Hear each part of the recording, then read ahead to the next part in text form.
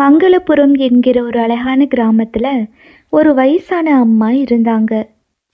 அவங்க பொண்ணு கல்யாணத்துக்காக கொஞ்சம் கொஞ்சமா சேர்த்து வச்ச பணத்துல வாங்கிய தங்க கட்டியை எடுத்துட்டு நகை வியாபாரி வீரபாகோட கடைக்கு போனாங்க. ஐயா, என்னோட வாழ்நாள் உழைப்பே இதுதான். என் பொண்ணு கல்யாணத்துக்கு ஒரு அழகான செயின் செஞ்சுத்தாங்க. கண்டிப்பா செஞ்சு தரேன். உன் பொண்ணு கல்யாணத்துக்கு யாருமே போடாத புது டிசைன்ல ஒரு செயின் செஞ்சு தரேன். நீ 10 நாள் கழிச்சு வா. அப்படி சொன்னதும் அந்த அம்மா அங்கிருந்து போயிட்டாங்க. அந்த தங்க கட்டியை பார்த்ததும் வீரபாகுக்கு ஒரு பேராசை வந்துருச்சு. ஆஹா, இன்னைக்கு எனக்கு ரொம்ப அதிர்ஷ்டமா இருக்கு. எப்படியாவது இதை நம்ம வச்சுட்டு 10 நாள் கழிச்சு வந்து கேட்டா ஏதாச்சும் பொய் சொல்லி சமாளிச்சுக்கலாம் அப்படின்னு மனசுல நினைச்சிட்டு ரொம்ப சந்தோஷமா இருந்தான். 10 நாள் கழிச்சு அந்த அம்மா வந்தாங்க. வீரபாகு ரொம்ப சோகமா இருக்கிற மாதிரி நடிச்சிட்டு இருந்தான். ஐயோ, உன்கிட்ட எப்படி சொல்றதுன்னு தெரியலையே. நீ கொடுத்த தங்க கட்டிய பத்திரமா ஒரு மரப்பெட்டியில பூட்டி வச்சிருந்தேன். ஆனா நேத்து நைட்டு ஒரு ராட்சச எலி வந்து அந்த பெட்டிய ஓட்ட போட்டு தங்க கட்டிய முழுசா சாப்பிட்டு போயிருச்சு. என்னது, தங்கத்தை எலி சாப்பிட்டு போச்சா?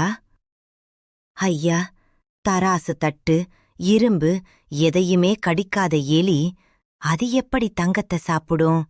ரொம்ப அநியாயமா இருக்கு. ஓ, நான் சொல்றது பொய்ன்னு சொல்றியா? அப்ப நான் தான் அந்த தங்கத்தை திருடிட்டேன்னு சொல்றியா? வேணும்னா அந்த பெட்டிய பாரு. அப்படின்னு வீரபாகு ரொம்ப கோவமா கேட்டான். அந்த அம்மாவுக்கு என்ன சொல்றதுன்னே தெரியல. ரொம்ப கவலையா அழுதாங்க. ஐயா, என்னோட வாழ்நாள் உழைப்பே அந்த தங்கந்தான். இனி என் பொண்ணோட கல்யாணத்தை எப்படி நான் நடத்துவேன்? நீங்க தான் ஏதாச்சும் உதவி பண்ணணும். எலி சாப்பிட்டதுக்கெல்லாம் நான் பொறுப்பாக முடியுமா சொல்லு?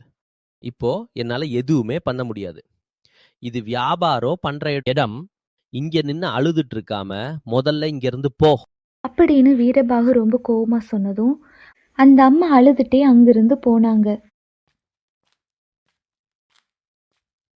அப்பாடா, ஒரு வழியா அந்த அம்மா போயிடுச்சு. இனி அந்த தங்கம் எனக்கு தான். அப்படின்னு ரொம்ப சந்தோஷப்பட்டான். அந்த அம்மா அழுதுட்டே போயிட்டு இருந்தாங்க. அப்போ போற வழியில மதனும் அருணும் பேசிட்டு இருந்தாங்க. அந்த அம்மா அழுதுட்டு வர்றத பார்த்ததும் என்னன்னு போய் விசாரிச்சாங்க. அந்த அம்மா நடந்த எல்லாத்தையும் சொன்னாங்க. கவலைப்படாதீங்கம்மா, முள்ளால தான் எடுக்கணும். நாங்க சொல்றத அப்படியே செய்யுங்க. அப்படின்னு 2 பேரும் ஒரு யோசனையை சொன்னதும் அந்த அம்மா மறுபடியும் வீரபாகு கடைக்கு போனாங்க.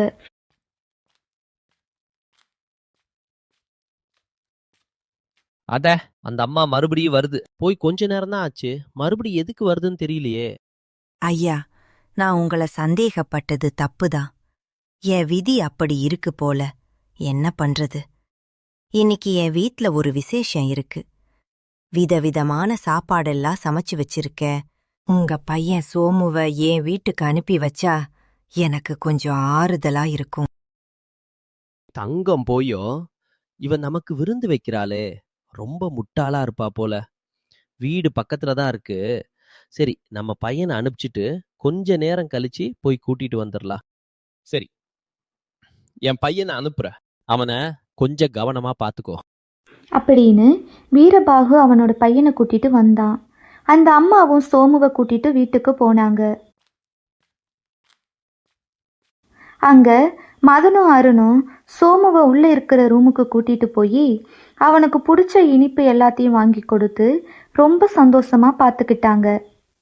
சோமுவுக்கு ரொம்ப சந்தோஷமா இருந்துச்சு. நேரம் போறதே தெரியாம சோமுவும் அங்கேயே படுத்து தூங்கிட்டான்.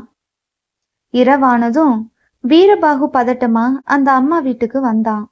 என் பையன் எங்க? விருந்து முடிஞ்சு ரொம்ப நேரம் ஆச்சு. ஆனா இன்னும் என் பையன் வரல. ஐயா, ரொம்ப பெரிய தப்பு நடந்துருச்சு. உங்க பையன் விருந்து முடிச்சிட்டு வீதியில விளையாடிட்டு இருந்தா. அப்போ திடீர்னு வானத்திலிருந்து ஒரு ராட்சச கழுகு பறந்து வந்து உங்க மகனை அதோட காலால தூக்கிட்டு மேகத்துக்குள்ள போய் மறைஞ்சிருச்சு. என்ன ஒளறிட்டு இருக்க? ஒரு பையனை கழுகு தூக்கிட்டு போகுமா? எல்லாரும் இங்க வாங்க. என் பையனை கடத்தி வச்சுட்டு இப்போ என்னென்னமோ கதை சொல்லிட்டு இருக்கா. வாங்க ராஜா கிட்ட போலாம். எல்லாரும் அரசர்கிட்ட போனாங்க. வீரபாகு அழுதுட்டே அரசர்கிட்ட எல்லாத்தையும் சொன்னான். ஒரு கழுகு எப்படி ஒரு சிறுவனை தூக்கிச் செல்லும்? இது இயற்கைக்கு மாறானதல்லவா? இதற்கு என்ன விளக்கம் சொல்லப் போகிறீர்கள்? மன்னா, இந்த உலகத்துல பல விஸ்தரமான சம்பவம் எல்லாம் நடக்குது. இந்த நகை வியாபாரியோட கடையில இருக்கிற எலி எல்லாமே தங்கத்தையே சாப்பிடுது. அப்படிப்பட்ட அபூர்வமான எலிகள் வாழ்ற இந்த ஊர்ல ஒரு சிறுவனை கழுகு தூக்கி போறது மட்டும் நடக்காத மன்னா. அப்படின்னு அருண் கேட்டான். மன்னரும் உண்மையை புரிஞ்சுக்கிட்டு நகை வியாபாரி வீரபாகுவை பார்த்தாரு. நகை வியாபாரியே, இப்போது சொன்னதெல்லாம் உண்மையா? உன் கடையில் இருக்கிற எலிகள் எல்லாமே தங்கம் சாப்பிடுமா? கூறுங்கள். மன்னா, அது அது வந்து உண்மையைச் சொல். இல்லையென்றால் உனக்கு சிறை தண்டனை உறுதி. மன்னா, என்னை மன்னிச்சிடுங்க. பேராசையால இந்த அம்மாவோட தங்கத்தை நானே ஒளிச்சு வச்சுட்டு எலி சாப்பிட்டு போய்விட்டதுன்னு பொய் சொன்னேன். இனிமே எந்த தப்பும் பண்ண மாட்டேன். என்னை மன்னிச்சிடுங்க என்று மன்னரின் காலில் விழுந்து மன்னிப்பு கேட்டான். நகை வியாபாரியின் மகன் எங்கே? என்று மன்னர் கேட்டதும் மதன் போய் அந்த சிறுவனை கூட்டிக் கொண்டு வந்தான். தன்னோட மகனை பார்த்ததுமே நகை வியாபாரி ரொம்ப சந்தோஷப்பட்டான். நகை வியாபாரியே, இந்த அம்மாவுடைய தண்டத்தை அவரிடம் உடனடியாக ஒப்படைக்க வேண்டும். அதோடு இத்தனை நாள் அவரை அலைக்கழித்ததற்காக அபராதமாக மேலும் 2 தங்கக் காசுகளை வழங்க வேண்டும். அப்படின்னு அரசர் உத்தரவிட்டாரு. நகை வியாபாரியும் தன்னோட தவறை உணர்ந்து அந்த அம்மாவோட தங்கத்தை அவங்க கிட்டயே திருப்பி கொடுத்துட்டாரு. அருண் மற்றும் மதனோட புத்திசாலித்தனத்தை பார்த்த மன்னருக்கு ரொம்ப சந்தோஷமா இருந்துச்சு. அவங்கள பாராட்டினாரு.